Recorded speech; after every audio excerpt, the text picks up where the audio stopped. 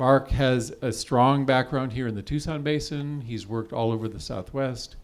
And lately he's become very interested in what was life like in the Tucson Basin in that era from about, say, 1200 to 1400, 1450, when there were big changes taking place in the Tucson Basin, and there were big transformations underway. So thank you, Mark, for tonight's presentation. And Mark Elson.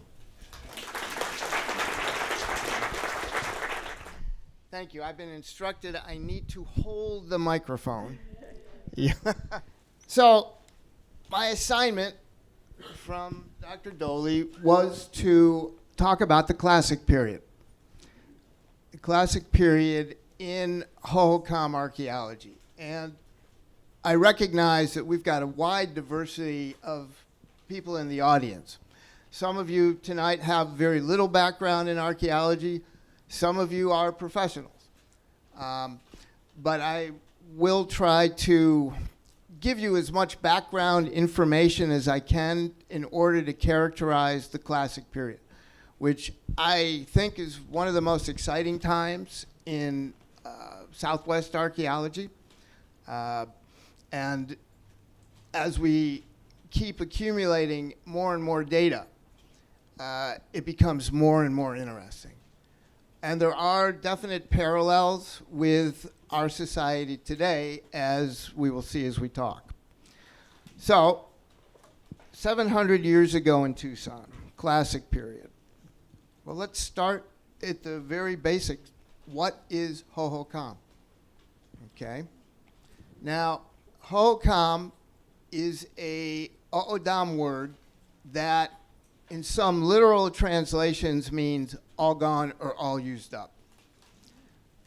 And what happened was that when the Spaniards came to the Southwest in the 1500s and they asked the O'odham, the Indians living there at the time, who these people were, they said, Hohokam.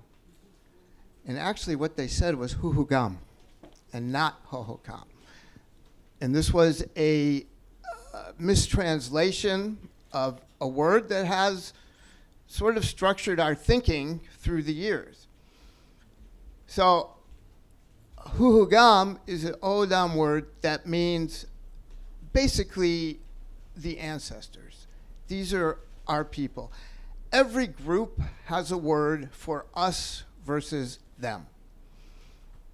Every group has an inclusive word that means the people. And so that when the Spaniards asked who these people were, they said they're gone. Do we know what these people called themselves? No, we actually have very little idea.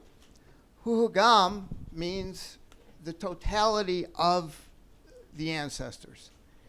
It's the people who lived there before.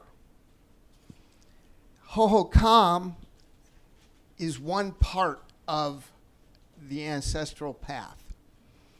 So Hohokam encompasses Hohokam, but they are different words.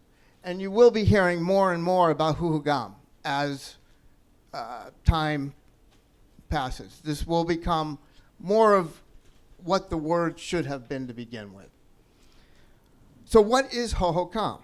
Is it a culture? Is it an ethnic group? Is it a religious cult?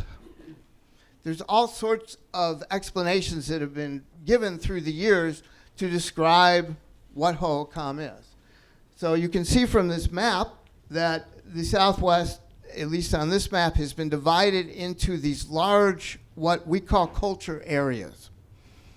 However, what's very important to recognize is that we have nothing in the ethnographic record that is comparable to what these large culture areas are.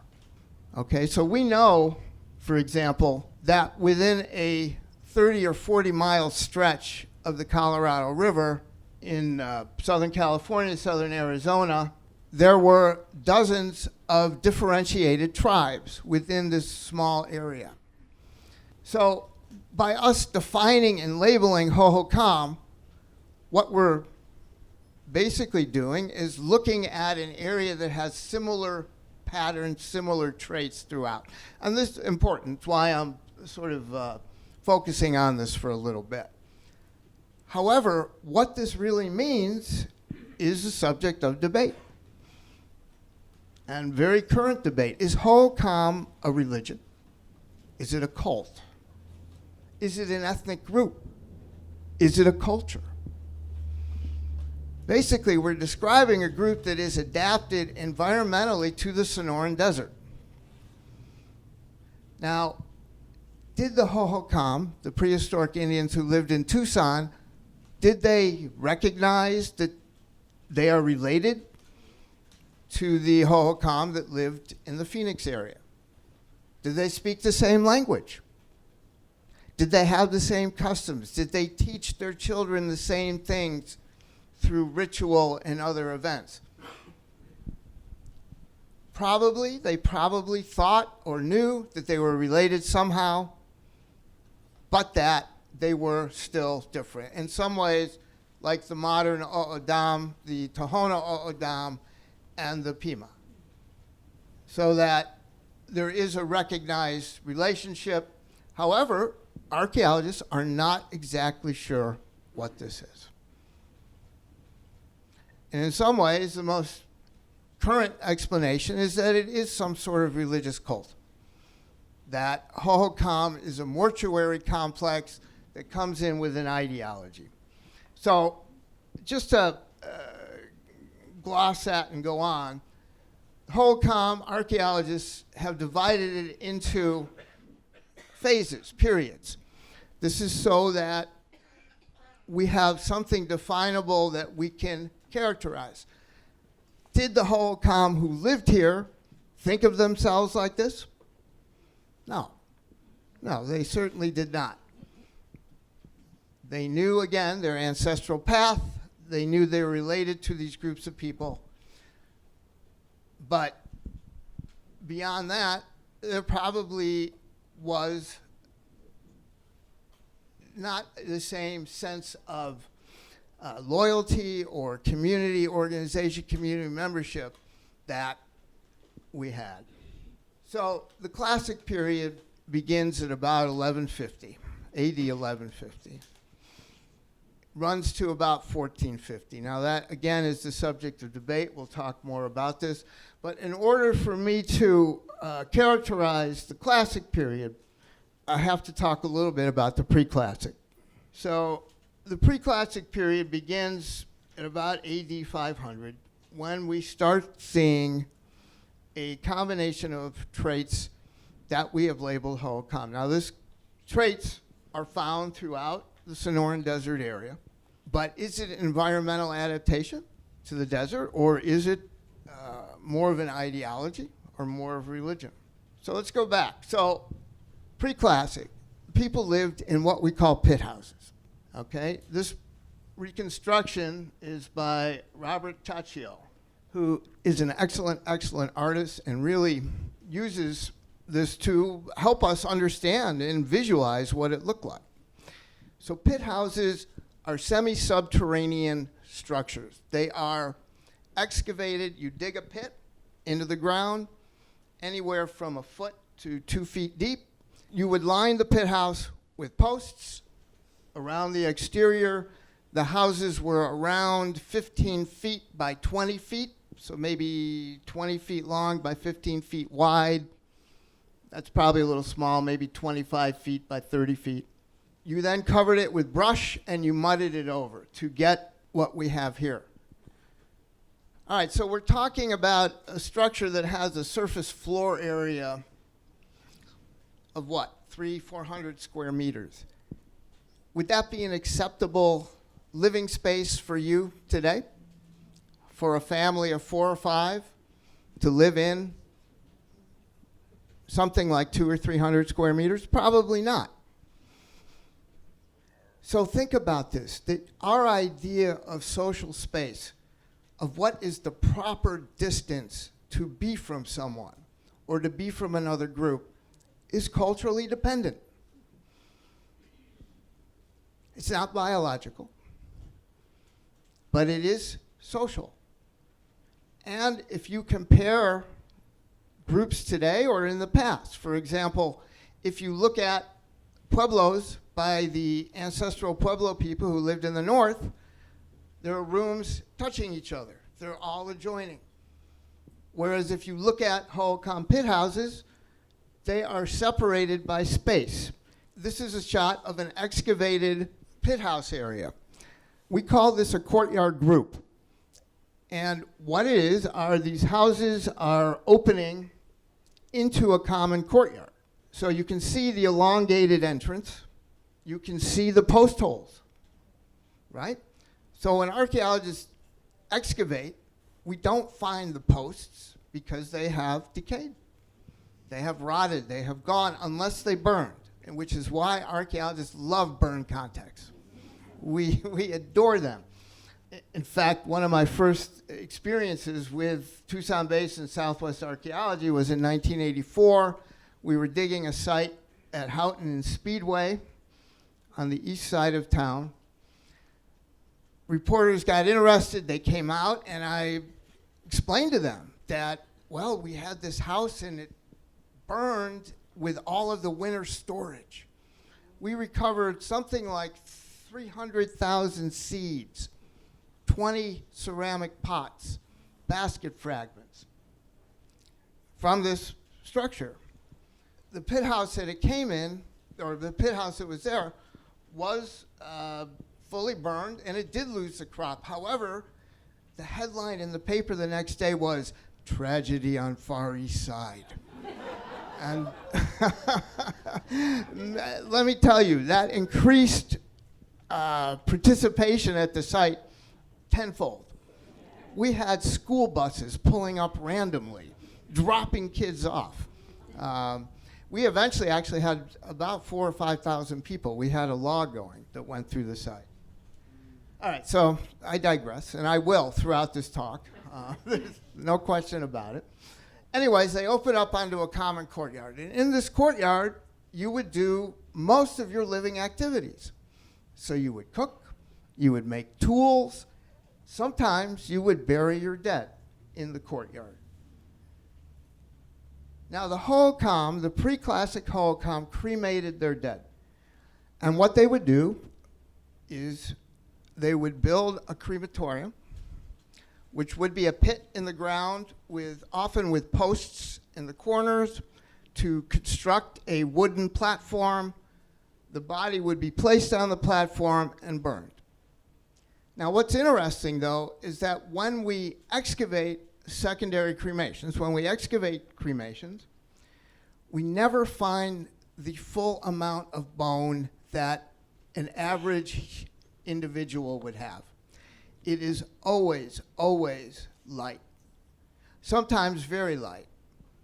Sometimes we will get less than 100 grams of bone, whereas a fully cremated human body has several thousand grams of bone. So what is going on? Why are we finding bits and pieces of people and not the entire remain? And what we think is happening is what we call partitioning, that they are putting burials spread out over different secondary cremation pits. Why? Well, this is why archaeology is so interesting, and is why we argue so much. We, as a social science, probably argue as much as, I don't know, I can't think of arguing, but we do. And it is because archaeology is a probabilistic science. Can I tell you exactly what stories parents told their kids around the fire at night? No. Can I tell you exactly what the ideology was for raising their children? No. We can get hints at this, and we can take those and move farther. But what I can tell you is exactly what they ate, how they built their houses, what construction materials they used, how they built their pots. So archaeology is the science of garbage. That's what it is, to be quite blunt. What do we look at? We look at things that people throw away or lose. Sometimes it's intentional. Sometimes they throw away things that, for whatever reason, they're discarding. So, for example, in the PreClassic, when somebody died, they would also often burn the house down of the person who passed. And that within the house, they would leave selected goods. They would not leave the full assemblage of what a daily life household would have. It's selected so that we know from the ethnographic record, from looking at groups who were living here when the Spaniards got here, when the Americans, we know that a full complement household inventory, so what people were using, would include something like 30 pots, baskets, seeds, grinding stones, other types of tools, and yet we never find it. We never find this. Why? Why do you think that is? Don't be shy. Can you potlatch? Okay, potlatch is the ritual destruction of goods. It's a term taken from the Northwest Coast tribal groups. In the Sonoran Desert, are you going to potlatch a lot of your goods? No. No, you're not. The Sonoran Desert can be a very bountiful environment, but it's a hard environment. It's a mean environment. And it was not overly easy to make a living, or at least not the type of living that afforded luxury, or that afforded that you could waste these things. So we get symbolic representation. And symbolism is very critical to the human species. We use symbols all the time. We're just not totally aware of it. So, anyway, I digressed again, didn't I? Let's move on. Okay, Hohokam, PreClassic, master irrigators, hydraulic engineers. We now have the earliest irrigation system in North America, extending back to, as it says, about 2200 BC. Corn was the mainstay of subsistence. But the diet was varied, and it was broad. So you had corn, beans, squash, and cotton. They would gather mesquite and saguaro fruit. And it's very interesting that Hohokam culture, or Hohokam sites, end at about elevation of 4,000 feet. Well, that just happens to be the elevation where mesquite die out or peter out, as well as saguaro. Hohokam were very connected to the wild resources. Rabbits were the main protein. They would trap them in the fields. They would trap them by nets. Occasionally you would get deer, larger animal game, but not overly common. We do find occasionally bear. We do find occasionally big cats. But what we find are rabbits, and lots of rabbits. And archaeologists can use rabbits to help us determine what the environment looked like. Because we know that the defensive posturing of jackrabbits is what? It's to run. Jackrabbits do not stay still, as I'm sure many of you know. How about cottontails?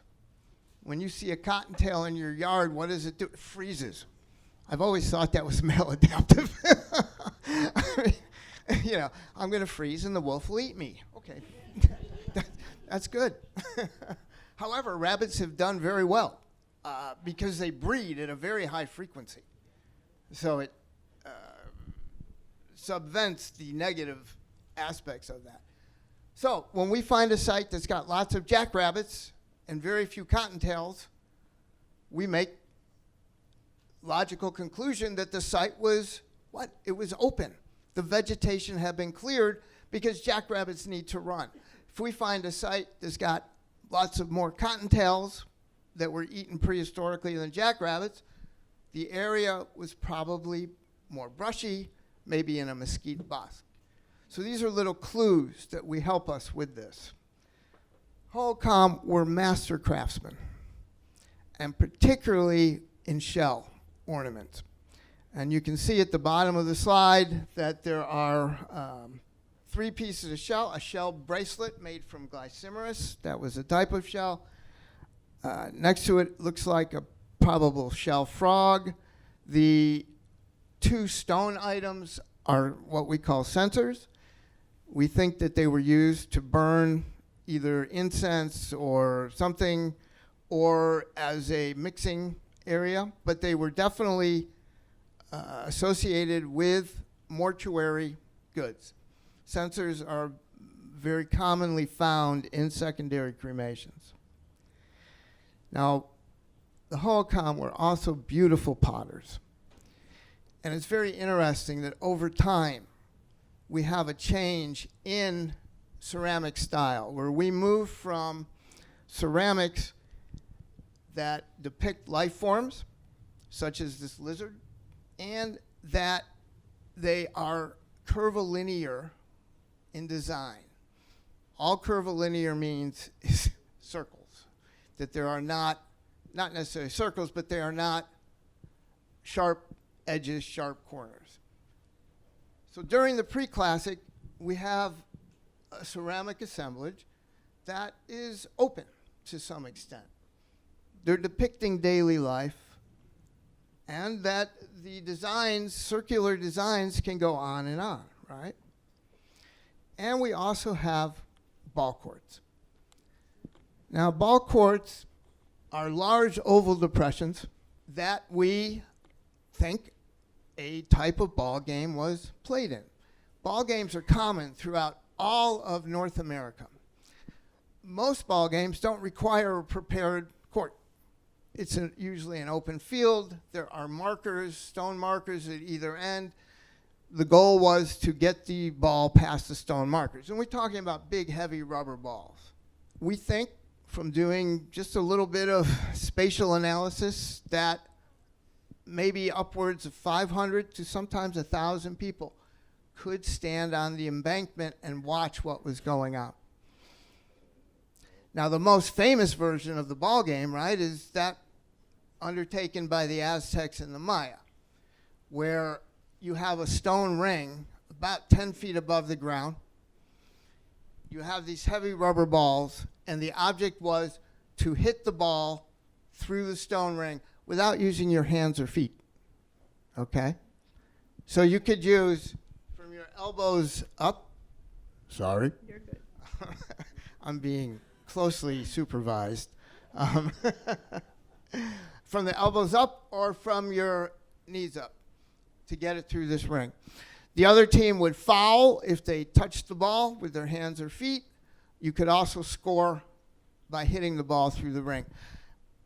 Now, there were professional ball players, like we have today. There were people who, their basic daily activity was playing this ball game.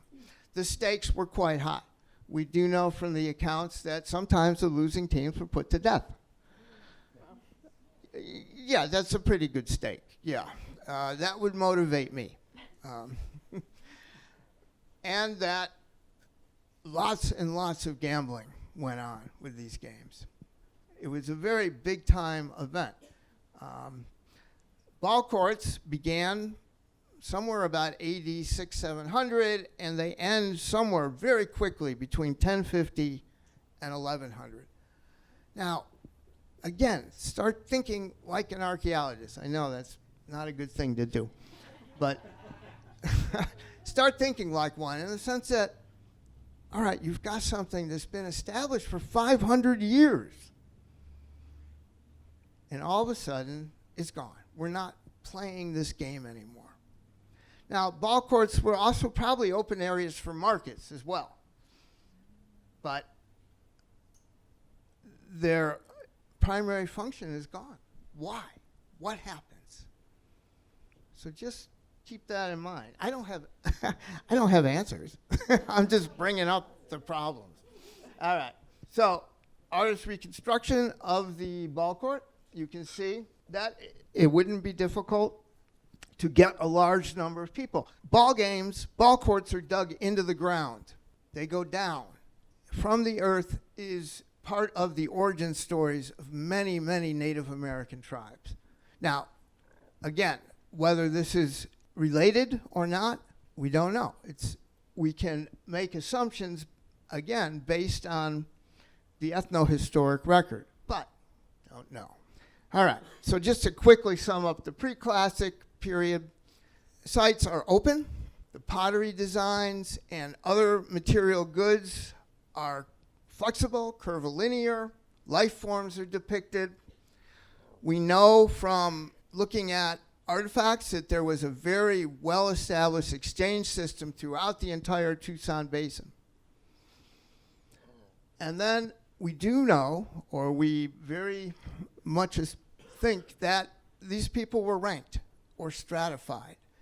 We are not looking at an egalitarian, where everybody is equal social system. In fact, there is probably no such animal as an egalitarian social system.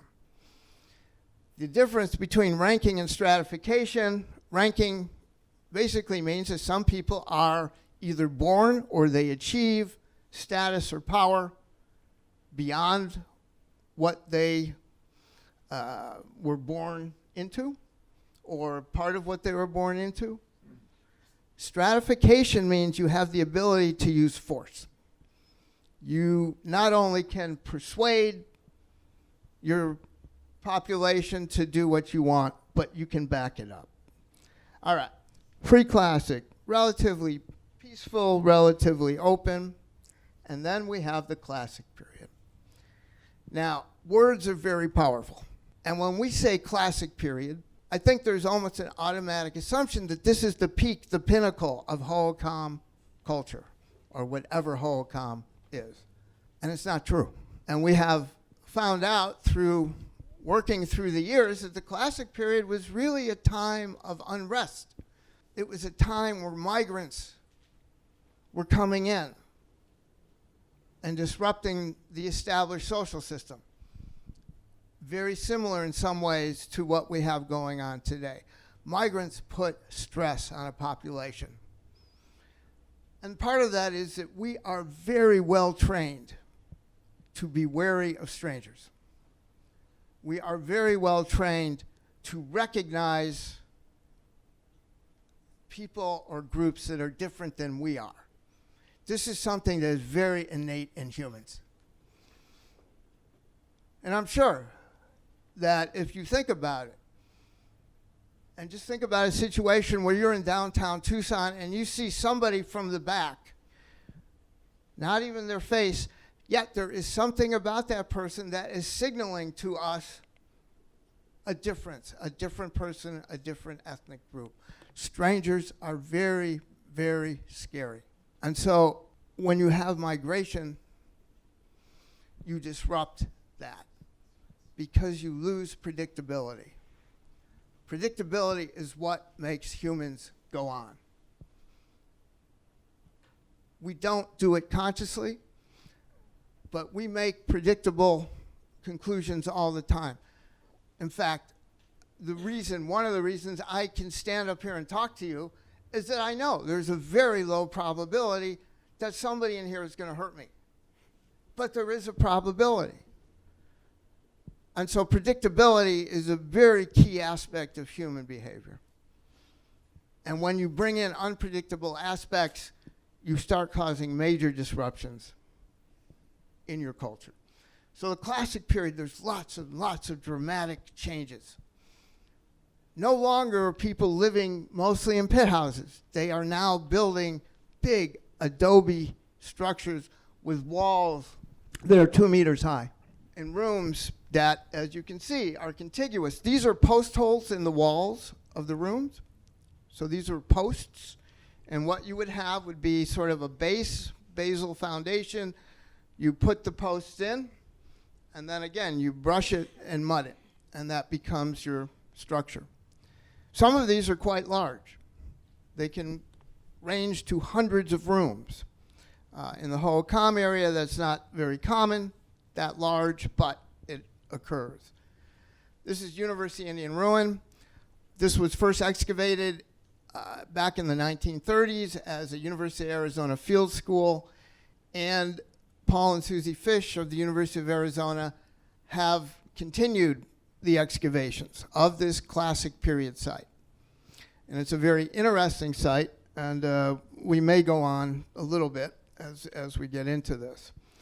This is just another shot of an adobe room, just to sort of show you what they look like. And again, you can see large pits in the floor, pits that were used to store goods, grain, seeds, keep the rodents out.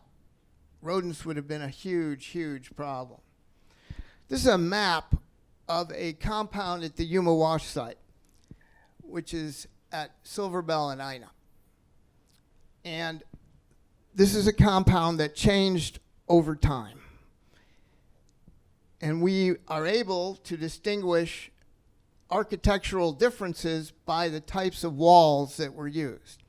So I showed you those post-reinforced walls. This has puddled adobe walls. That comes later in the sequence. So we were able to actually reconstruct this and know that through time, the size of this structure decreased dramatically. In the classic period, irrigation continued.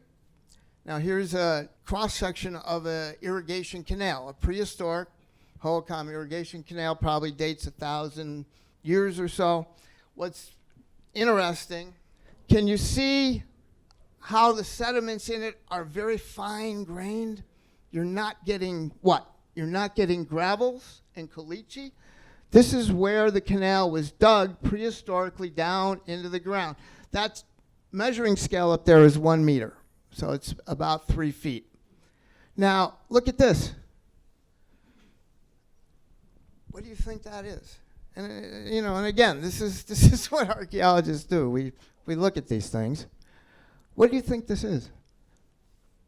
If you dig a Dirt. Yeah. All right, time for you to go. He asked me a question I can't answer. Dirt. Okay. When you dig a canal, what do you remove?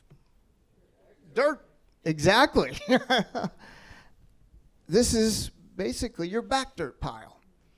So you dug the canal and you threw the dirt on the sides, and again, you could see the difference between the fine water lane sediments, which are small and silty, very fine grain, and what your back dirt would have been. And again, as the slide says, the subsistence goods stayed about the same. However, there is a decrease in diet breadth. It's called breadth, B-R-E-A-D-T-H, diet breadth, where you are focusing more and more on one crop, corn. What happens if you get a mono-agricultural system? Is that happening in our world today? Yeah, very much so. We are very vested in certain crops. So if you have a blight of some sort, disease, you could seriously be hurt. And which is why traditionally the Indians who lived in the Southwest would keep 3 to 4 years worth of storage for situations exactly like that, because they knew. Now here's another interesting thing. Design style moves from curvilinear to rectilinear. You don't have many life forms depicted. It appears more rigid. And this type, Tanker Verde red on brown, unfortunately extends throughout the entire classic period, so it's very difficult for us to use it as a dating tool. But it was made between about 1200, 1150, and 1450. Now, during the classic period, you also have the introduction of new pottery types, and particularly the Salado polychromes. And that are the vessels that have a red exterior here and a black and white interior. We find, beginning at about 1200, 1250, Solano polychromes start moving into the Tucson and Hohokam area. What does this mean? Why, after, again, 500-600 years of making red on brown pottery, and we know this pottery is locally made because we can look at the clay and the temper and find that. One thing that is, I think, very interesting is the red exterior on the Solano polychrome. If you were walking by a village or a house and you looked and you saw the pots sitting outside the house, if you were at just a bit of a distance, you would think you were looking at redware ceramics and not at decorated interiors. There is pretty good data that Solano polychrome comes with a constellation of traits that probably can be labeled some sort of religious cult or some sort of religious ideology. If this ideology was frowned upon, if it was hidden in the initial stages, and you didn't want to symbolize, you didn't want to send a message to the general population that you were a participant in this, all you see are redwares.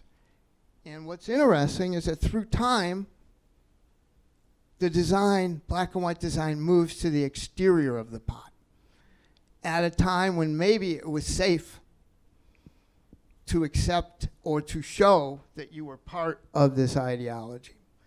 And then we have platform mounds. Platform mounds are what archaeologists call monumental architecture in the sense that they have no straight function. They don't contribute to subsistence. They don't help your economy. They don't redistribute food to the people who need it. And so sometime around 1250, they began building these large structures that had no other purpose except to elevate 2 rooms or more on top of the mound. In fact, mounds in the Southwest can contain anywhere from 1 to 30 rooms. The slide says there have been about 120, and these are built to send a message. And again, think of humans as messaging creatures. We are constantly sending out signals about who we are, what group we belong to, various aspects of that. So here's a mound. You can see from the graphic, this is in the Tonto Basin, but it's an excellent example of Tucson Basin mounds. Again, you have an underlying filled-in structure to support rooms. Now, think about this on the landscape. You have a culture that builds one-story structures, pit houses. They don't stack them up. They are not adjoining to each other. On the landscape, this would have been quite impressive. And what it signals is that I, the leader, have the power to have people construct this for me. I can marshal the resources, because what are those resources? I have to feed these people.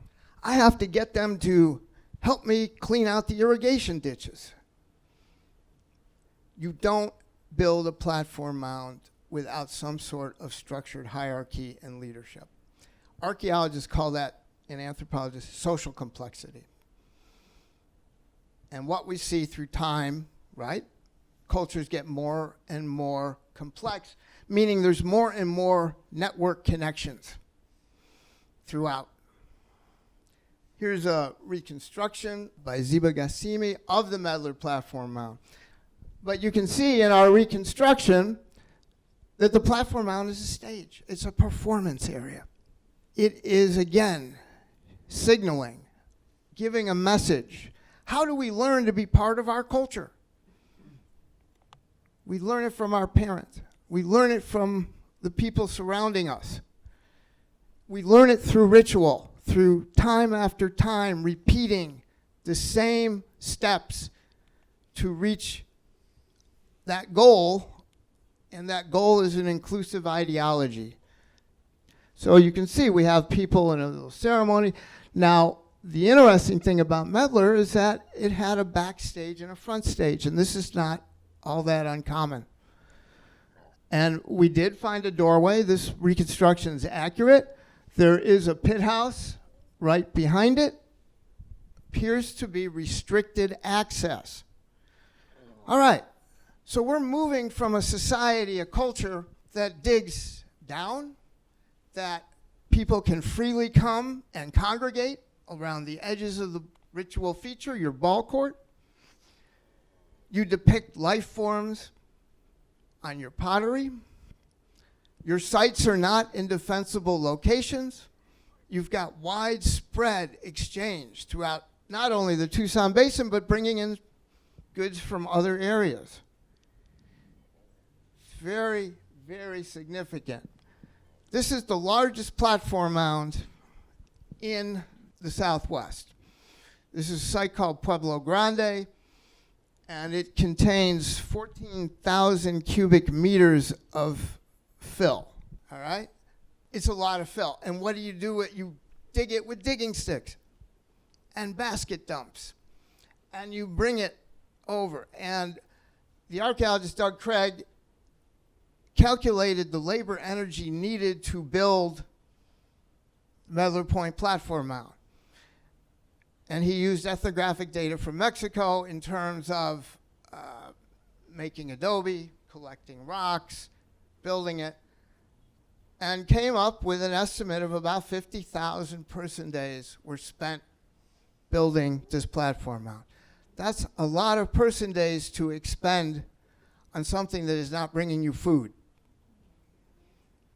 This has, again, very interesting implications for archaeologists to argue. This is just a reconstruction of Pueblo Grande.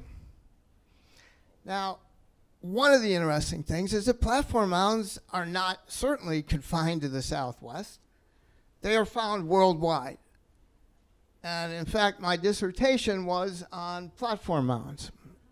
And for example, in Samoa, it is punishable by death to build your platform mound higher than the chief. And in fact, when Samoa became a territory of the U.S. and adopted a constitution, they codified that. That is in the Constitution. You cannot build a mound higher than the chief. This mound up in the upper left, Uxmal, is out by Gates Pass. I strongly suggest you go out, take a look, and then don't curse me mightily. However, that's a platform mound, right? Uxmal. We are talking in some ways apples and oranges, and yet they all have the same basic origin function to construct an elevated platform to put rooms on top. They are found throughout the Southwest. The Tokwa is in southeast U.S.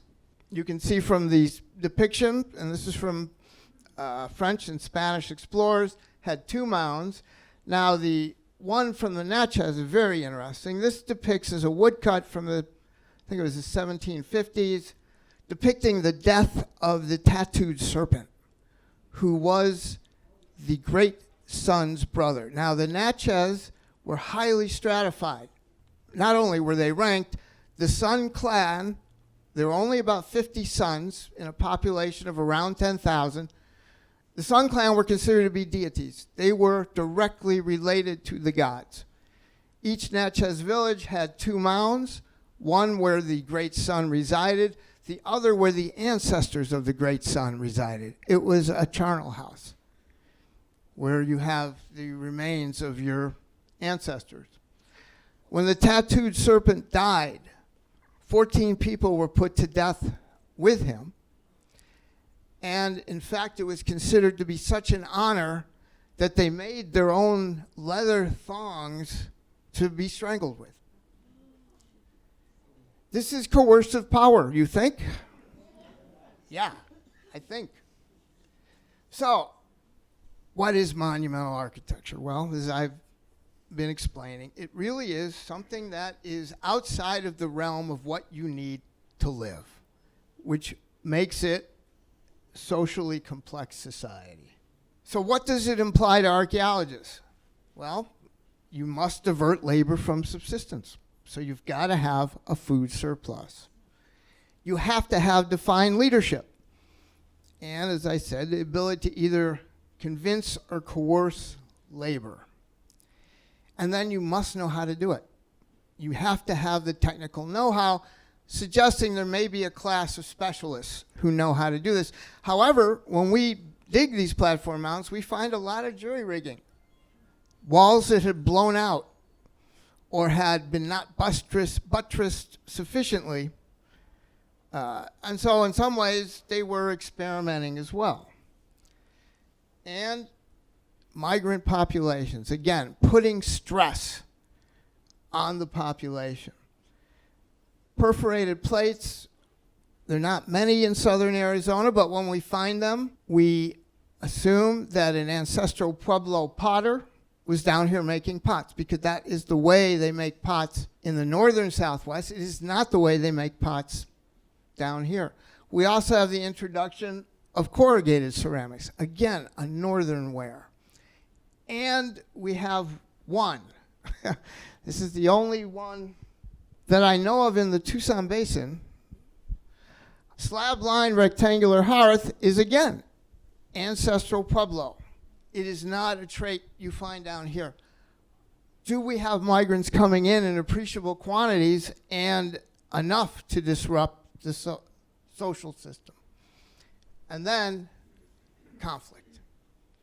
Now, this has gone back and forth. Theories of conflict, warfare, raiding, through the years.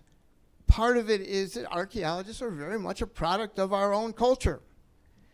And so in the early years, in the archaeology, 30s, 40s, conflict and warfare were very common explanations for things. Vietnam came. What happened? We are part of our culture. All of the conflict, or not all, but a lot of the theories suggesting conflict sort of were pushed aside. It has now come back in the past 10 or 20 years, so the pendulum is swung back and it's moderated. But yes, we do find indications of conflict. Now, we don't get big battlefields. We don't usually get remains with lots of trauma or projectile points in them, because ethnographically, again, warfare was a very, I don't want to say low-key because it was intense. However, it was not the mass destruction that we see now. Generally, if one or two people were killed in a pitched battle on a field, the war or conflict would be over. But how are archaeologists going to find that pitched battle, that field? It would be pure luck if we did. However, conflict is a part of human culture. And no matter how much we want to believe that humans can get beyond that and that we can be peaceful, loving people, probably not. And if you go back and look at our closest primate relatives, the bonobo, chimpanzees, conflict is a part of their culture as well. They have organized warfare or organized raiding, where they're actually sending decoys out to lure opponents away. They do the same thing in hunting. If you find traits like that that extend to our primate relatives, it's probably a pretty good bet that it is something that is very inbred in us. So, threat of conflict, migration, a more rigid society. What do we have? So we have increasing social differentiation. We're moving from a more open culture to one that is increasingly restricted. We're building 2-meter-high walls. We are limiting the size of our exchange networks. We are really we are really mainly focusing on trade with our nearest neighbors. Knowing your neighbors is very important. This is a very unsettling time, which is why it's so interesting. And then Yeah, I just noticed the time. All right.